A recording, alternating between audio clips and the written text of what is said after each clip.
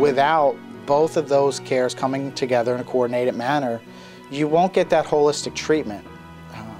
And that's really why we focus in on spina bifida and some of the related disabilities. The interaction between the medical needs and the social needs of the individual are so interrelated, and so much more interrelated than people who don't work a lot with this community understand.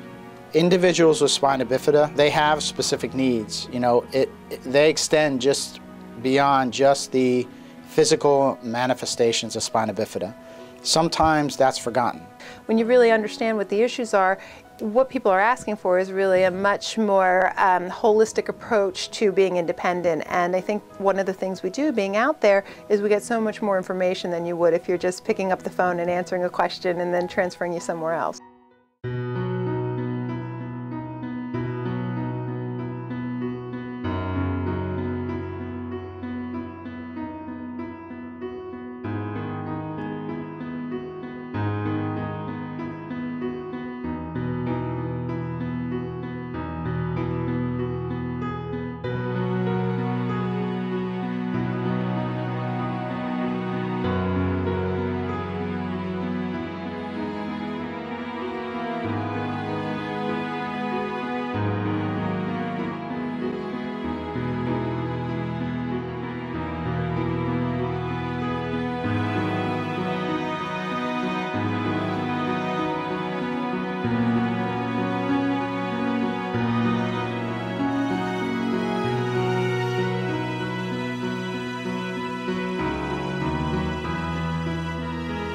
In her transition to preschool in our school district, it was wonderful.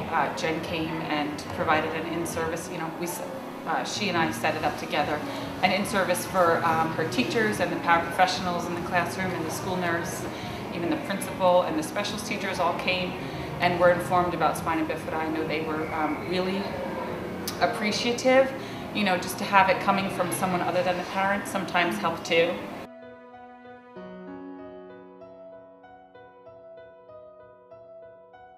We provide that support structure from a case management and a nursing perspective to help them lead happier, healthier lives.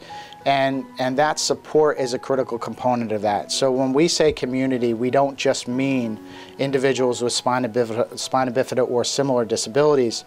We mean the entire network that supports people. We have great relationships with doctors and caseworkers and people at the state that really have dedicated tremendous time and effort to making this whole community happier and healthier. A lot of people do manage effectively and do get support from other places, and they're looking for more social outlets and different things. Spina Bifida Resource Network provides that for them as well. I like to think of us as a clearinghouse for information. You know, when you say 30 years, I've known people, I've only been here for 13 years, but I've worked with people when they were pregnant with their child with spina bifida, when they got the positive ID from the genetic counselor that they had a child with spina bifida, and now I have those same kids who are now going to high school.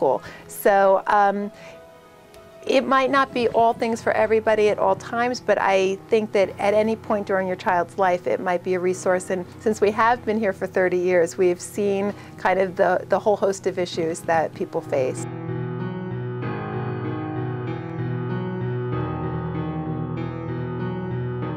If Spina Bifida Resource Network is not currently meeting your needs, then get involved and tell us what your needs are, and we will evolve around those needs. That's how we've grown to this point, and everything we do is grassroots. That's the role that makes us so much different. Our involvement with individuals in our community is so much closer. You know, at the holidays, our staff are the people that these families reach out to say thank you, to say, you know, Merry Christmas or Happy Holidays. Our folks become such an integral piece of the support that goes into helping make these family units really function better together.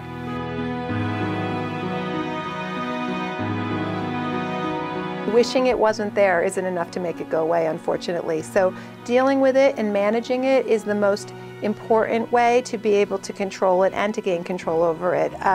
So I think to pick up the phone and to talk to people who understand, who can validate what your concerns are, who are willing to move at the pace that you're comfortable moving at, but in the direction that needs to be moved in, I think we can have real positive outcomes. Our point is that this doesn't have to be a negative thing. This is how you live your life. This is how you do the different things you do, and to address it in a very normalized, positive way is really the best we can ask for.